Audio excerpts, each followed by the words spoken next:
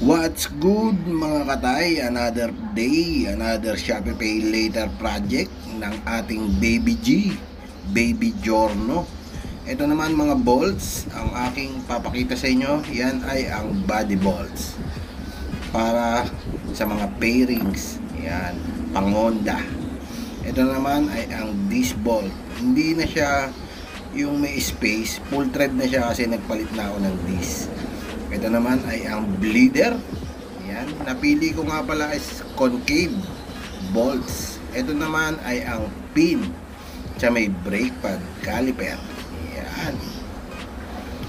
Tapos ito naman ay ang banjo bolt. Yan. Inuna ko muna yung harap na part ng Giorno. Limit na yung ano ko Shopee Pay Later project, kaya inuna ko yung harap.